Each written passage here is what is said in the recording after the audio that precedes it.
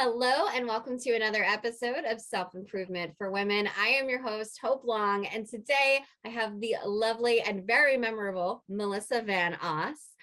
She is a three-time best-selling author. She's a speaker, and she's a human relation strategist, which we will talk about during this session today. But what she really helps people with is becoming memorable and more confident. So, Melissa, I'm so excited that you're here. I loved talking to you the last time. So, welcome to the show. Thanks for having me. Yeah, this is very going to be fun, I think, and I've been looking forward to it since our first conversation. Yes. And so, on our first conversation, we'll go ahead and work backwards a little bit. We talked about social seduction. And this is your area of expertise. You are all about, this social experimentation and, kind of how we are perceived by other people and the actions that we take and things like that. So I would love to dive right into the meat and potatoes, right? One of your things is persuasion versus manipulation. And so let's give us your take on this and then the art of social seduction. Sure. So yeah, I like to kind of get that elephant in the room idea out of the way, because of course, when most people hear seduction, the word seduction, just without the social or art of or anything, we have immediate connotation, perception, images that pop to our head, and we go certain places, right? And that's based on our upbringing, our experiences, what we're bringing to the table, media, perceptions, all kinds of things, right? So most of the time people will go seduction, bedroom, that one room in the house, seduction, Valentine's Day, seduction, pickup artist techniques, seduction, manipulation, seduction, getting people to do what they don't want to do. Mm-hmm. Seduction, maybe even brainwashing to some extent, right? So to me, that is more like the dark side of the knowledge of what we will talk about, and it's like Star Wars, right? There's the good side, the Force, and there's the dark side, right?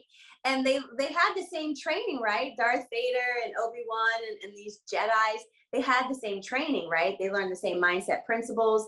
They were doing the same things, but their perception and how they took that knowledge and interpreted it and applied it went obviously in different deviations, right?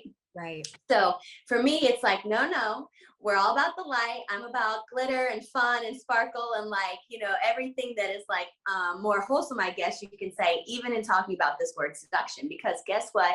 It's not just about sex. That's what's so happy for me about it, right? And how we can use it. So it's really about persuasion.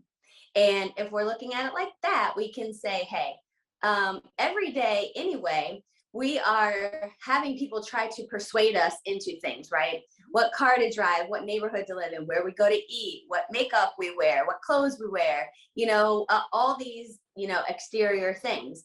And we're also, if we're business owners, entrepreneurs, or maybe have a sales job, like most things at the end of the day revolve around sales, right?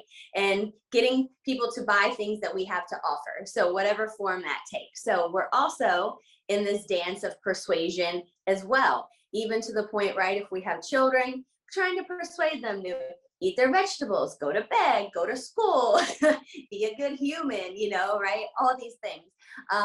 Our mate, can you please maybe put the glass in the dishwasher instead of on top of it? Those kind of things. So when we kind of take this reframing of it, right, and the perception change and say, okay, it's a principle of mindset. And when we start with mindset, that's a much stronger foundation for us to build on anyway than just, let's see how sexy I can be in an outfit and go to that room and then try to get my way with my mate, or whatever. And that's a tactic, of course, but there's other, means that we can go about. So when we say seduction is just really about a game of psychology where you understand human nature, and human nature being yourself, and then those that you are entertaining or interacting with, right? And then you really start to see the beauty of it, which is it's not a beauty contest. Seduction is not a beauty contest. So then that also takes like a big weight off our shoulder. Off of it. Yeah. Because I think sometimes, like when I heard, before we had talked, and we talked about this on our last conversation, I hear the word seduction and then I start to feel like I'm not sexy. Like, I don't know why, but like my brain goes right to sex, obviously, but then also that I lack sexiness, right? That I lack all those negative things. Mm-hmm. But instead of looking at it as, that perception and that mind frame, when seduction, social seduction per se, I'm thinking, okay, well, when I'm having conversations with people, how am I getting the conversation into simply like into the direction I want it to go, right? Exactly. And so, yeah, ever since we talked about this, I've been like thinking about it and like trying to implement social seduction. Yeah, because it's so valuable. And I mean, it's called social media. I don't think that's by mistake. I'm sure they weren't thinking about this idea when they created it, but I mean, we're social beings, we're social creatures, right? And the more we can be authentic, be who we're supposed to be, and put our message out there in a way that speaks to people, it's only natural that then we can create that connection, right? Which leads us to the know, like, and trust factor, right? And we can engage to get them down. But where a lot of people are messing up, and this is in dating relationships, and business relationships, it's like, hey, nice to meet you. Let's talk. Dating, maybe go on a date. Business, hey, nice to meet you. Thanks for signing up for my email list, right? And then we can go two routes. Let's go on a date and have a nice date and like go slow and see where it leads, or we can go on a date and just, do some other stuff and then may or may not lead anywhere or whatever, right? And then on business, we can say, hey, nice to meet you. Let me learn about your problems, how I might have solutions for you. Let me help you. Let me get to know you. Let me nurture you. And then I'll lead to a point where it makes sense that I can say, hey, let's go on a first date, right? Let's buy my product now. Let's Right. download a free downloadable, right? A guide or, so it's not just, hi, nice to meet you, your place or mine, like a lot of people are doing, unfortunately, right? And again, you think seduction, it's like, yeah, that's just there, but it's a dance, just like going and learning like ballroom dancing, for example, right? You just don't go the first day and you're twirling around like those beautiful people you see on TV, in those gowns and the gloves, and their hair doesn't mess up. They don't look like they're sweating, right? But we go in on the first day and we're like twirling and getting our partner flipping us and we can't catch the hand and we're just hit the wall, we look all disgusting and sweaty. Right. It's a process, right? Seduction, social seduction is a process, right? So it's mindset, understanding, it's a process, it's a persuasion, a game of psychology, human nature. Go inward and understand myself. So that way I know what makes me tick. And that allows me to take the emotion out of things.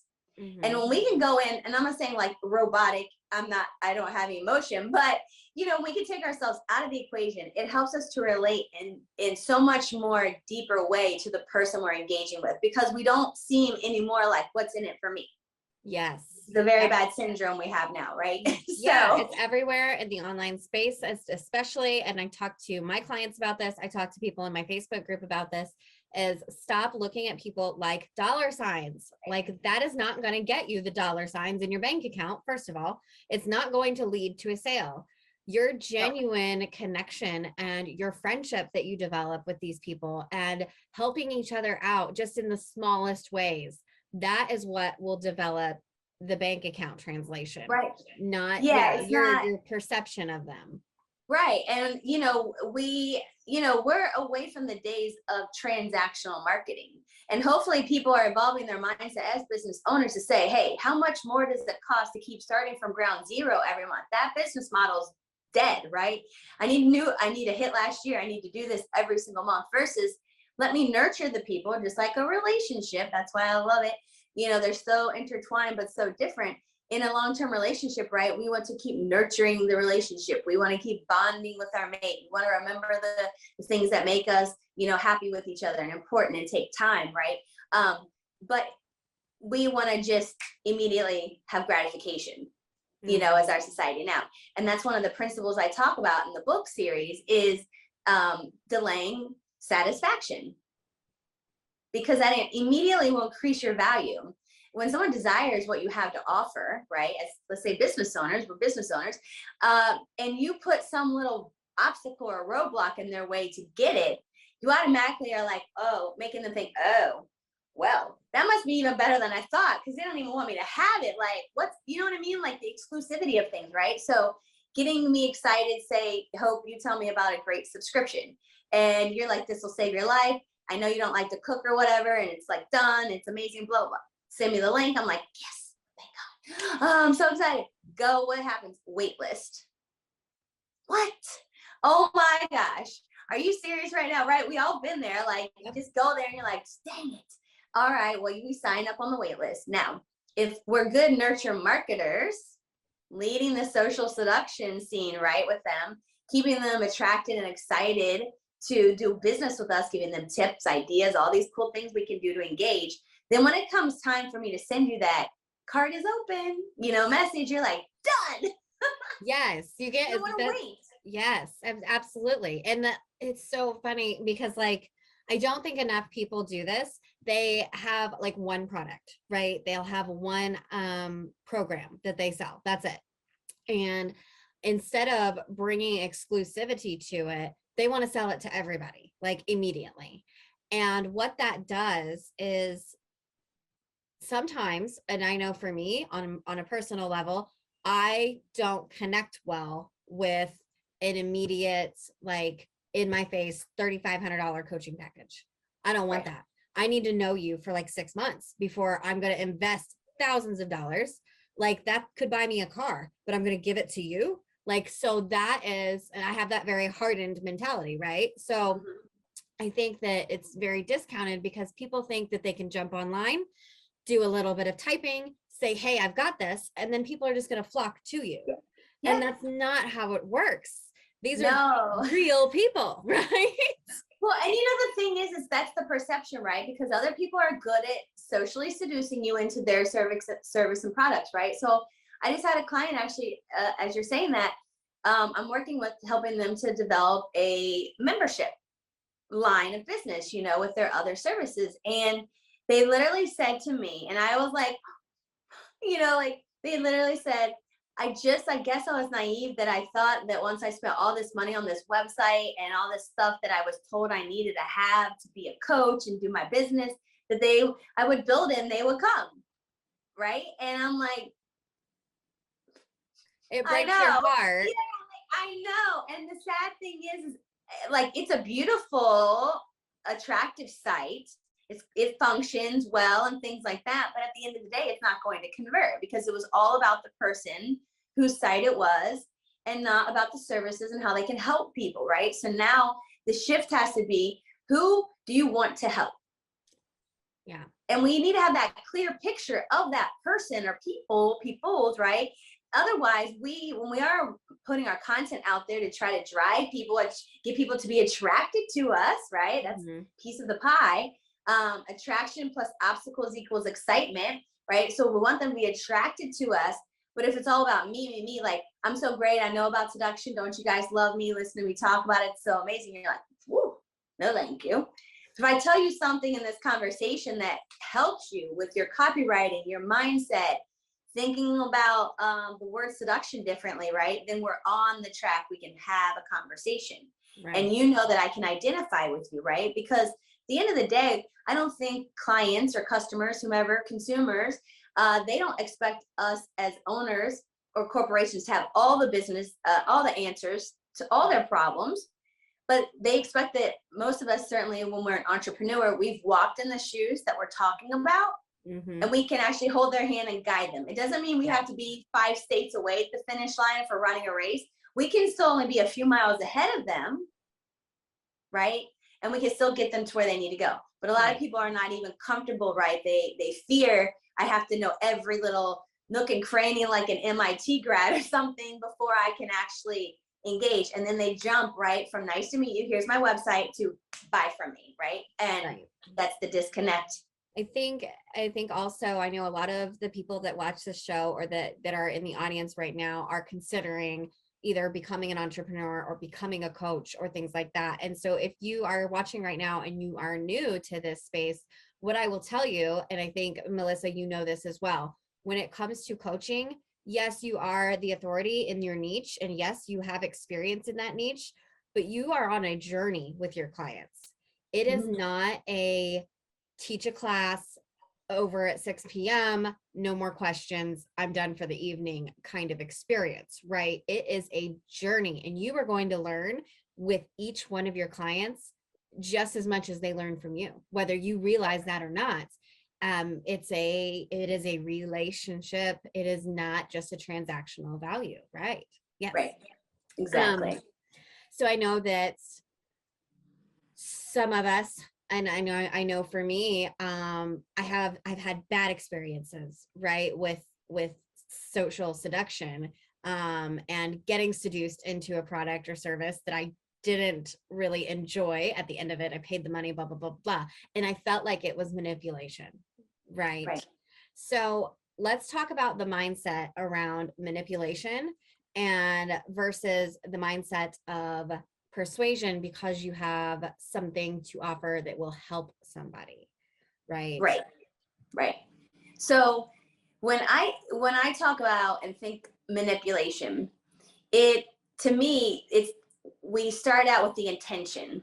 Yes. And I think that's where it diverges, between the two. Again, dark and light, is my intention if I want to get over or scheme on you is just that from the start.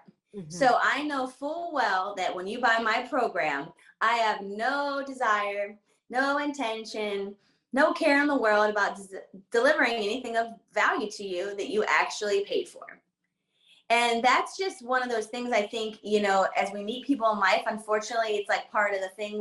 There's no unfortunate like barcode QR scanner we can put up to humans yet that says like, like the Carfax report or something like this person's had too many schemes in life or something. Maybe this is not the person, right? Like we can't always do that, right? But we can try to do our due diligence, right? And ask those questions in the beginnings. Who are some of your clients?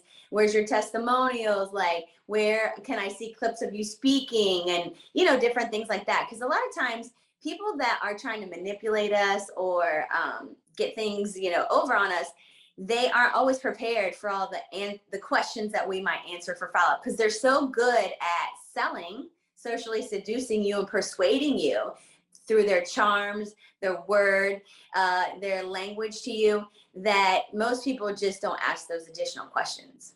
Right. Yeah. And so you can catch them off guard sometimes just with a question, and then your antenna, right? Your intuition, if it beeps on you, always trust it, right? Right. Because I'll tell you, every time I haven't, it's always been a big learning lesson, shall we say, right? Right. And that's the other half of this. Like you said, it's going to catch them off guard. And if your intent is the right intent, if you genuinely care about your clients, about your product, you're excited about your product, it's amazing, you're going to have the answers for them. You're going to have those testimonials, you're going to have the data to back it up because you are so involved in your own product that every minute detail. A lot of Right. people that just try to manipulate, they have a general idea and they're good at selling the idea, not Right. so much an actual helpful product, right? Right. And the other thing is, and this is the thing, and again, dark or light side, right? Part of social seduction, being good at social seduction is understanding human nature, right? And so these people, and this is why marketers should be almost a little like this mindset to some degree, because it's actually smart to put yourself right in the shoes of the person you're trying to get, whatever the get is, right? Right. And so these manipulators are really good at understanding those buttons that you seek, right? So if you are insecure inside, you lack confidence, you have had these issues in the past that they can know or pick up on, check your social media, you've posted, right? People get a vibe based on without even watching or like listening to a video who you are, right? Like you can watch one of my videos and you can tell right away I'm like a pretty high energy type of person. You don't even need to listen to the things I'm saying. Same thing with you in your videos.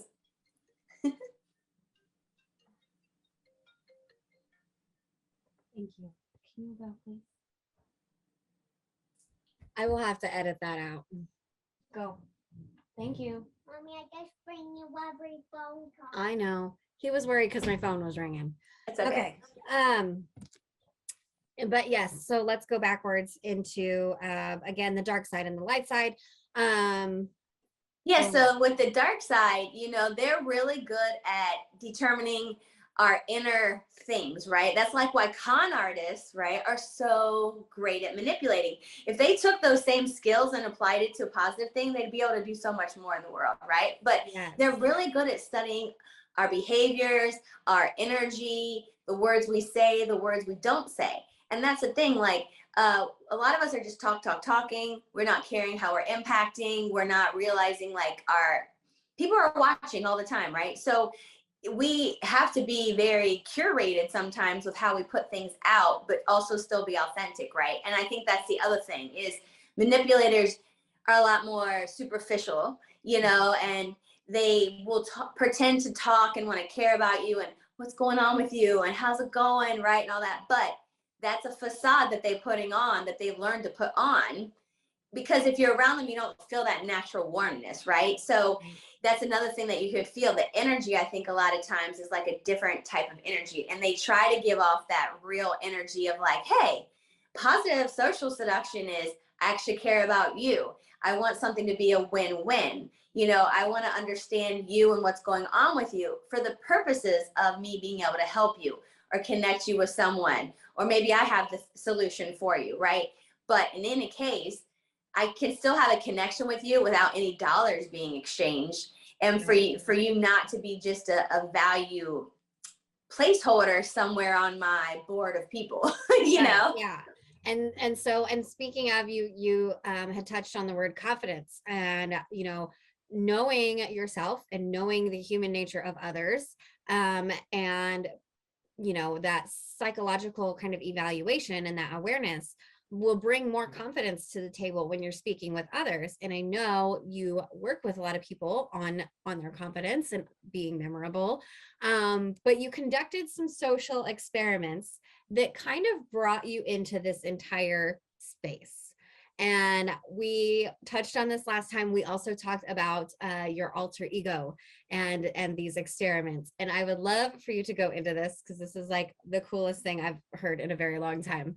I just loved this story. So if you would go ahead and kind of give the audience an idea of how you stumbled into this whole art of seduction genre, right? Mm-hmm. So yeah, I mean, I'm a loud and proud like book nerd, and I love reading.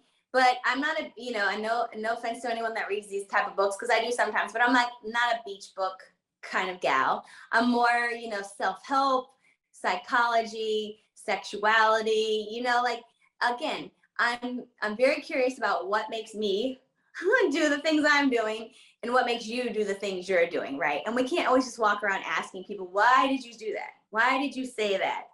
What the heck are you thinking, right? Like, what were you thinking? Even ourselves, like, we don't even always say to ourselves, what are you thinking? We just start going and doing and all this stuff. So I actually started reading the book, The Art of Seduction by Robert Greene. And, he's the best-selling author of Mastery and Power and all these other great books. And if you've read any of his things, you probably already know, like, it's a pretty hefty read, like almost 400 or 500 pages, The Art of Seduction is. But it was my first glimpse into thinking about seduction in a new way, that it's not just the bedroom, right? Because again, that's where I thought, oh, seduction's Valentine's and just being like, ooh, sexy and just had bad my eyelashes and it all works out, or I have female form, so I win at seduction, game over, right? But I was like, oh, this is mindset. No, oh my gosh, this is psychology. Oh my gosh, this is like human nature. And it was like archetypes and like case studies of people throughout history and all this stuff. So it was like really painting this picture of, wow, this is like super intellectual. And to me, I was like, that made me just really get hooked in. So when I read about this idea, for example, of manipulating time, we'll say, using time to our advantage, not manipulate, using time to our advantage, we can look at time, right, as one of two things. Oh, I have so little of it to do X, Y, and Z, or I have this amount and I can do X, Y, and Z. Yeah. And most of us like thinking in a mate perspective, right? Oh, I don't get to see my mate that often. Maybe we have busy schedules, or we're long distance, or they go on trips a lot, or whatever. Maybe I only get to see them like once a week, or whatever. But the time in between we can use to our advantage, right? to create some longing, some desire, some titillation, you know. The obstacle in this case, from our earlier example, attraction, they're attracted to us and being with us again. The obstacle is we have different schedules, we can't be together. And that makes me more excited knowing that when we get together, we'll be together, right? Yeah. So when we get together, knowing it's limited, again, people say, oh, I only have like 20 minutes with my partner in between meetings, or, you know, whatever the case for a regular couple living in a cohabitating couple, right? Oh, only 20 minutes with my honey. What are we going to do? Oh, let's just be on our phones and sit on the couch together and watch Law and Order SVU in the background or something, right? Yep. Or you say, hey, we have 20 minutes. Let's go steal some moments away. Or let's go take a walk and hold hands around the block, you know, or let's go get an ice cream real fast, you know, or something, right? So it's all about this, like, using these elements to our advantage. Mhm. And one of those things is time. And time was very important because once a week, I would transform, as we were talking about, into my alter ego. And I would start to play with these concepts I was learning. For example, desire. How do people become more desirable to others? And one of the principles of this is, if I am in a social setting, if some people come, many people, let's just say, a handful of people start coming and talking to me, like I just walked in, and then people just start immediately gravitating towards them. Think about experiences you've had, the same thing, right? Been out in a situation, see that person walk in, all of a sudden it's like, oh, hey, and all the people hugging and the whole stuff and everything. You're like, immediately you're like, ooh, who is that? Maybe they're important. Maybe they're, you know, like they must be a VIP, or something's going on for them to get this type of reaction from the people in this thing, right? Right. So desire, I was like, desire is a good time, desire. These are good things, you know, like, so I want to play.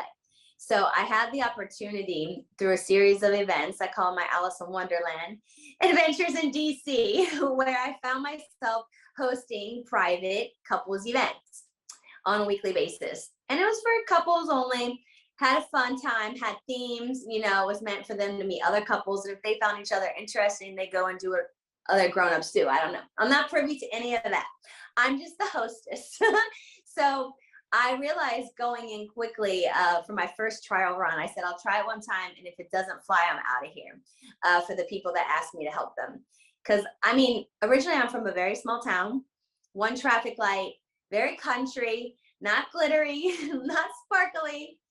My family didn't understand my short hair, you know, all that kind of stuff. So certainly no seduction going on in there. So I'm like, I don't know if I, Melissa, can do this. Like, I want to believe I can, because I'm reading these books and I'm learning about confidence, and I'm just a bad, you know what.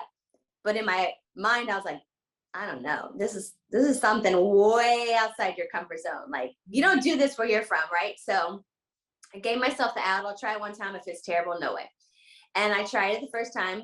I'm obviously safe and sound. I'm talking to you today. So I didn't like perish in the underworld, underbelly of society, right? Or anything. But I found that these people that came to these events are like the super elite, very successful, the 1%ers, the PTA parents, people you would never believe were doing these things, going to this type of thing. But the thing about it is that that's their way to unwind. That's their way for them to kind of embrace their alter ego selves and to embrace something where they can just check out of the world. So I literally walked every week in the shoes of the alter ego, because I'm like, I can't do it otherwise. And what the interesting thing I found was, the longer I went on with hosting the events, and the more I started embracing myself within this other role of like, I don't care if people are judging me. I don't care if they criticize me. I'm the hostess now. I'm not a person attending, which changes your mindset significantly, in my opinion, right? You immediately have more power in a host position than in like a guest position, right? So I can, you know, wear glitter in a tutu and, you know, whatever. And people are like, that's pretty awesome. Just because I have a different energy and confidence as to where my mind is. And so I just noticed that over time, I would just get more elaborate and avant-garde and over the top with these crazy little things I was putting together over the weeks. And I would watch as the women would come, and they would start out how I originally started out way back when, like, oh no, like this is, so so nervous, like whatever, to the end, they were like, hey girl, do you love my outfit tonight? I'm like, yeah, it's fabulous. Like, you inspired it, my tutu, I flipped the tutu, whatever. So people definitely respond to confidence. Your confidence leads people to become more confident themselves. Yeah. And you would think it would be the opposite, but I think just through my own experimentation and seeing it, it like kind of rubbed off without saying anything. Like, I wasn't telling people I'm getting more confident, guys. Do you see it? You know what I mean? Like, it wasn't Right. anything. It's again an energy. Yeah, in a sense, you were leading by example, right? And confidence, we all know this, it's attractive. We are attracted to confident people. We are attracted to Oprah. We want to watch her shows. We are attracted to Dr. Phil because he's super smart. We are attracted to whoever, Justin Bieber, whatever it may be. And even people in our own lives, our managers, our bosses, if we're working 9 to 5s, to an extent, we look up to them because we wanted hired at this position so we could be close to them because they are confident. Right. And so, and I'm not saying that's the only reason that you get hired, but of course, you put yourself in positions in which, you're attracted to the opportunity, you're attracted to the people that you're surrounded, and slowly and surely, just like when you start a new job, you start learning all the things that go into the job. You get really good at it after like 6 to 8 months. And then in a year, you get a promotion. And it's the same thing when you put yourself around people who are successful, who are confident. They always say, what is it they say? Like you are who surround yourself. Yeah, the 5, 6 people you surround yourself with are how you're going to determine your level of success, right? So yes. If you say, I want to be a millionaire, and you surround yourself with people that work at, no offense, but let's just say you want to be a millionaire, but you go and hang out in the McDonald's. In the worst part of town in your area. Yeah. Well, I'm not saying on? millionaires don't get coffee at McDonald's, but the chances that you're going to run into a millionaire there might be slim to none, versus here in DC, you would probably want to go to like the W Hotel or the National Press Club, right? Where you might find people that will lead you to the people you need. And again, not looking at them as dollar signs, but you really want to actually connect with them like on a person to person level, so you understand who they are and how you can help them. Because we go into it with that servant's heart, mindset. And I think seduction mindset, social seduction mindset principles are servant's heart first. Yes. When you remove the negative, it really is about understanding you and what makes you tick. And when I can engage with you better, we get a great outcome. Right. And it's really just as simple as that, right? Yeah. And I think that yes, okay, so you want to be a millionaire, so you're going to go hang out in these places. Well, some of us, when we start out, we don't have that kind of confidence, right? To go to those places, because what if they find out I'm not a millionaire? Or like, what if they don't like me? Or like, what if, I make a fool of myself trying to introduce myself to somebody who's way above, all these things. But I think that as you expand your social circles, because you will do this as an entrepreneur, you will start collaborating, you'll start networking, you'll show up in coffee chats online, you'll go to some summits, you'll go to some events where very slowly and surely, you're meeting all kinds of people, right? Yeah. And it's building that confidence up, right? And so I'm going to tell you right now, and the other thing I'll say with that too is, so yeah, you're building it as you're coming, and it's gonna constantly be evolving, right, along the way. But in those moments when you are like, ugh, I don't know, because like, trust me, I look at my topic, right? I have a weird topic. And when I used to do, I admit it's no problem. When I used to do some face-to-face live events pre-COVID 100 years ago, right? When I'd say, oh, I teach the art of seduction workshops, it go one of two ways, like, hey, baby, do you want to go have a date? Or, oh, okay, cool, I'll take your card. And then they would ask for a date later, right? It would be no serious anything. Right. And so it's like, that's where I could get deterred by that and be like, well, I guess it's about seduction and everyone just wants to hit on me when they hear that word. Or I could say, no, I'm going to keep going because I know it has value. And so in those moments where I'm like, I need to have that little, that's where we harness our inner alter ego. And everyone has their own alter ego. And I'm not saying we can't pull pieces of like, you like this superhero or this writer or this political figure or this thing or that, right? But it's more about the qualities, right? The things that they have that you are attracted to, that you want to bring out. And we have every quality that everyone else has in the world. We all have them, right? We just don't always activate or bring them out for those same reasons you talked about: fear of rejection, criticism, judgment, right? The beauty of the alter ego is they don't care. Yes. I don't care as my alter ego if you think my tutu glitter outfit is stupid. I don't care. Right. Because I know that it's not stupid. And even if it was, it doesn't matter, because this moment will pass. I'll create another outfit that is awesome. And I don't really care about you judging my outfit, because where's your outfit? You know, like, it's, you don't want to be a jerk, but in your mind, you almost have to be a little like punching you, you know, shaking yourself out to be like, no, we're not going to do that. Yeah. I think a lot of us too, as entrepreneurs, will find that the woman who runs our business, right? As in the, think of yourself, think of two of you, right? The woman that's running the business, and then also the woman who was the struggling mom, the struggling partner, the $30,000 a year, can't put dinner on the table next Tuesday because we didn't get a check yet, kind of person, right?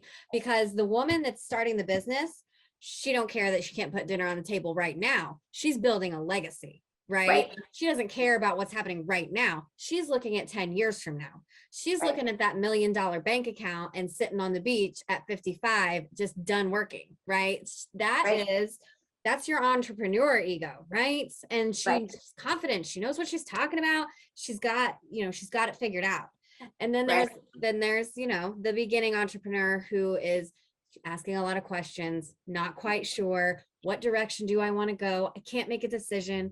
But slowly this entrepreneur woman starts coming into your everyday lady, right? Mm-hmm. And then slowly you're getting confidence on simple decisions. No, we're not going to make that house payment this month. We have to invest it in this right now, like, or whatever.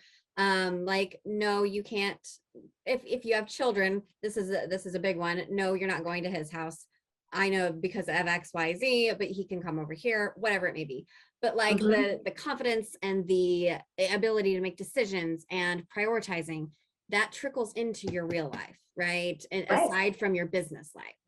Right. And, Napoleon Hill talked about it, right, in his Law of Success book, which is 16 Laws of Success, which is all about, you have to have a burning desire, burning belief in yourself and what you have to offer, which is why you need to know what he calls your chief aim in life, right? What are you supposed to be doing, right? What not what people tell you should be, ought to, because I have to, because I need to, any of that BS that culture tells us that we have to deal with, right? What do you want to be doing? What are you supposed to be doing so that when you get up every morning, even if you didn't get paid for it, you would still be doing it? And that's the thing, as entrepreneurs, you need to ask yourself, what would you be willing to do for free for your business, to build your business and get the not perfection, will never be perfect, but to keep building the confidence in yourself and what you have to offer, that you will do it for free as you get to the point of your paydays, right? Yeah. And a lot of people can't do that because fear, because their mindset, because society, because whatever. But that's when you really know, right? Like, what do you surround yourself with? What do you do in your free time that you just, time flies by? We're in a day and time like no other, where you can take any idea and create a business model around it. And there's coaches like me and you out here that we can do it. Amongst what my other things, like memberships is one of my passions too, right? And getting people to help get their passion out through a membership, because what does that do as entrepreneurs? That's a recurring residual business model. We don't have to start from the ground zero every single month. Right. We're socially seducing to get membership, right? So everything works perfectly together, no matter what your business model is, to use social seduction to bring the people to you. And not that, because this is where people mess up, as we've talked about, right? Don't just stop at, hey, thanks for signing up, now bye. You need to romance them, seduce them, and get them to the point where they're eager, right? Desiring to buy from you and asking you, hey, what's your program cost? Where do I sign up? Yeah. When is that launching? I'm on a wait list. When's that happen? Like, these are the buying signs that you want from the people that you're communicating with on a day-to-day basis. Yes, absolutely. 100%. Um, and I just want, before we wrap up here, I want to talk a little bit more along the lines of, when you are, if let's say, after watching this today, you're like, okay, I want an alter ego and I want to try this. I want to experiment with this, right? There's a woman that I would like to be. How can I be like her, right? So I would like for you to dive in a little bit, tell the ladies sitting at home right now how they can experiment with this and implement some of this confidence and this seduction in their own lives. Sure. So one thing I'll say is anyone that's interested, we can connect them. I actually have a little kind of like checklist I created for myself / others that's like get your mind started thinking, brainstorming about qualities and characteristics that alter egos throughout time and space have had, right? So that's one thing. It's just kind of like if you're a Virgo like me and you like checklists and like evaluating data and stuff, that's a like a nerd way. That's one way. And it's sort of like the starting board, because I think when we start to look at some of these words and thoughts, that are beyond our normal vocabulary, right? Because it's amazing to know how many words are in the English language and how many we actually use, right? It's like gazillions to like thousands, right? So it's sort of like we start to look at these other things and I'm like, oh yeah, that reminds me of this and this. And then we can almost start to, we see the words on the paper, right? Can start to almost feel them, right? Like all words have vibrations and energy, right? So it's like reading a book and having that emotional connection with the character, but right. It's yes, with the words. Yes. Right. So the first thing is kind of look at this little checklist, brainstorming checklist. And then the second thing I call is like the go in and come out of your closet sort of exercise. Most people hear the other way, but we're going to do in and out. So first step number 1 is go into your closet. And I want you to pick out the outfit in there that is like the worst thing ever. I know that might shock some people at first. Be like, okay, she seems kind of like she's lost me now, but go with me. So I want you to put on the thing that's like you clean the house in, that has holes in it. You only wear certain times of the month, maybe, whatever. When you're feeling, certain kind of ways. That you maybe painted in your old college sweatshirt that's holy, or your husband's old sweat, the clothes I'm talking about. That if someone, let's say, they're not flattering. yeah, let's say Brad Pitt knocked on your door or something, you'd be like, I can't open the door, and he'd be like, but I'm here to sweep you off your feet and take you away, and whatever. Like, but I can't, Brad, I just can't, like that's the outfit I want you to put on first. Now, I need you to have a pen and paper, pencil, paper nearby, whatever you want to write with. And I want you to actually write down, what does that particular outfit make you feel like? So I'm talking the energy, like your shoulder, like I want body language. I want you to walk around wearing it. I want you to know how you were feeling before you put it on. Oh, on a scale of 1 to 10, I was this energy. My mindset felt like a 7 out of 10, like I was not anxious. I felt pretty calm. I was chilling, whatever. Then you put it on. And for most, when we put this outfit on, right, it's gonna be like, I feel like all frumpy. Like even me thinking about it, I'm like, like bent over. I have no posture. My head's not held high. Yeah. It's a drag. Please don't let Brad Pitt knock on my door today. And then, so you put that, write that down, how we before and after. Now, shake it off.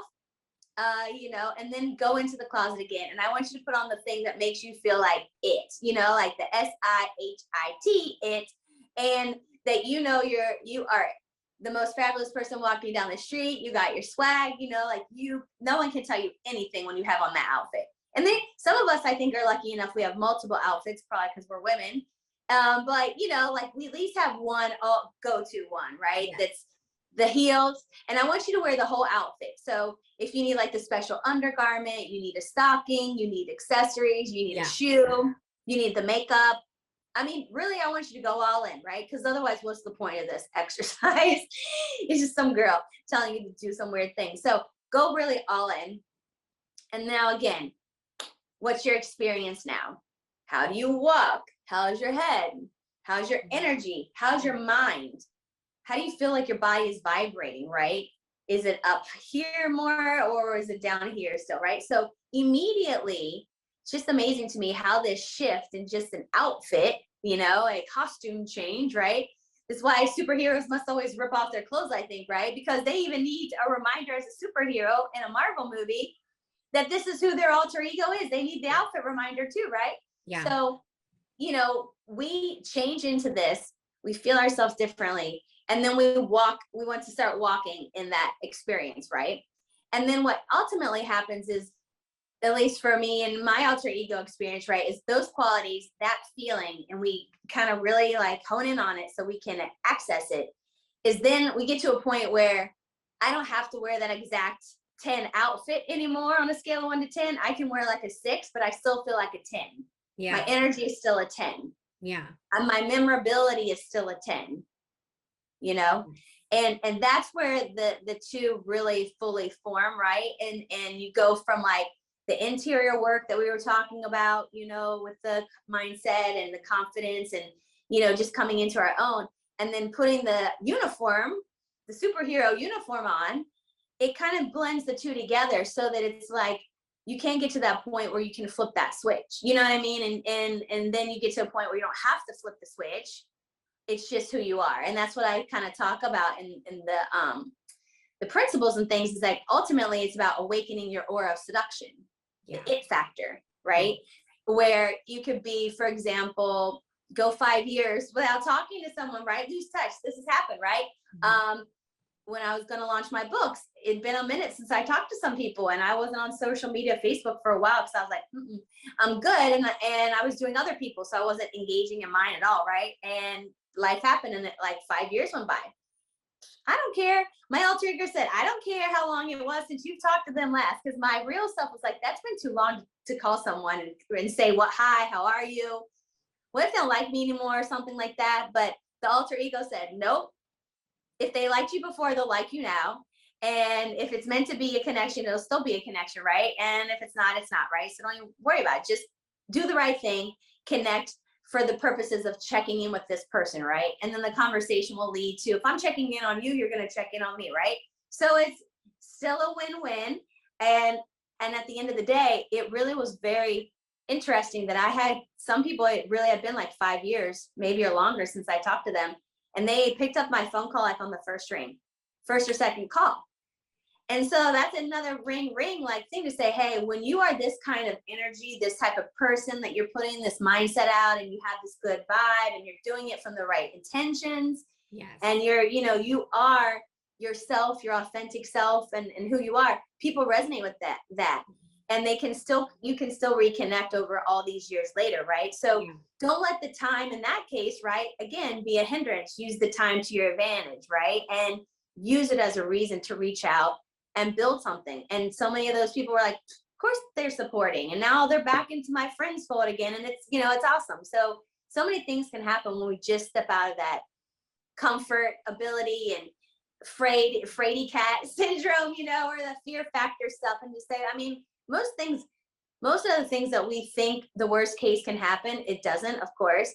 And we build it up more than it is, as opposed to just doing it. And at the end of the day, as long as we're not perishing, harming other people, right, or doing just terrible things that we need to go away with, then try it, go for it. I mean, what's the worst that can happen? It's usually going to be a positive lesson or a positive outcome. I like, instead of like thinking, oh my God, what's the worst that could happen? How about what's the best that could happen? Right. And when you think what's the best that could happen, you are still going to be super happy with whatever happens, because even though the best thing didn't happen, it was still good, right? You have that positive vibe, right? Right. And that's the thing. Yeah. And so, okay. So for everybody at home that wants to reach out with you, to work with you, to read your books, tell me about your books. Where are they? All of that, you guys, I got her socials right here at the bottom. You know what to do. Go and follow her on IG and her Facebook. But tell me about your books and where we can get those. Sure. So you can find my books on, I think it's maybe the biggest bookstore in the world. Maybe you've heard of it, Amazon? Yes, I think so. Type in my little old name on Amazon and you should come up and you'll see the series of the 3 books. So the concept of the books ultimately is this idea of seduction as a second language, right? Because I want everyone to get to the point of mastery, this concept of social seduction, and then use it to its best capability. So the books sort of break down. The first book is sort of Exploring the Art of Seduction, is about my journey, sort of what we talked about a little bit today, how I got into this, some of my Alice in Wonderland adventures, how these concepts sort of started to mold me, build in the confidence and things to be able to come out to the world with this idea and not have to go running home and be like, they don't like me, you know. So got to that point. The second and third book are where I talk about this idea of the hierarchy of seduction. So it's these different principles and techniques that start with mindset and confidence, and then we lead up the pyramid, if you will, to the top, which is where the third book encaps us, which we were talking about, awakening the aura of seduction. So the books, we go in a little journey, if you will, as well. So we explore the art of seduction in book 1. The second book, we are looking at the world through seducer's eyes, which is kind of what we've been alluding to a little bit today with some of the principles and ideas of this new shift. I like to think of it like, put on your rose-colored glasses, like immediately you have a shift, right, in perspective right now and everything. So do this as an exercise, it really works. But looking at the world differently, that leads us to live the world differently, right? And it leads us to the third step, right, which is mastery and awakening the aura of seduction. So we put all these pieces together, we ultimately have that, all that swag, right, and all that confidence, so that we just, like I was saying before, we don't have to turn the switch on anymore, on and off. It's just who we are.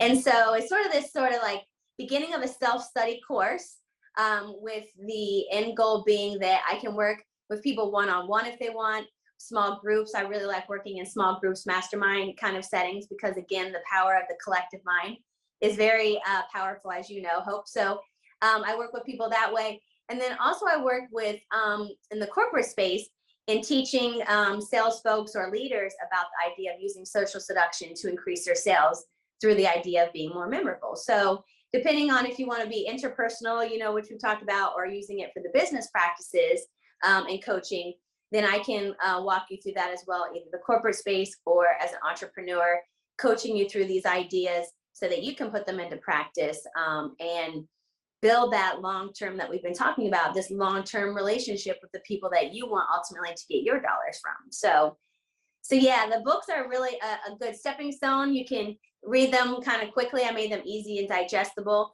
And then from there, the real, I think, meat and potatoes is really the one-on-one working, and then we can get you doing the action steps, right? So getting you to walk in your alter ego step, you know, shoes and things like that, so that you really just, like I say, awaken this piece of yourself. And once you have that, you just go about your day much more, I think, relaxed and ready for battle, right? As opposed to like, oh no, if something shatters me, I'm gonna fall, or I'm gonna be 3 feet from the finish line and just give up because I got bad criticism.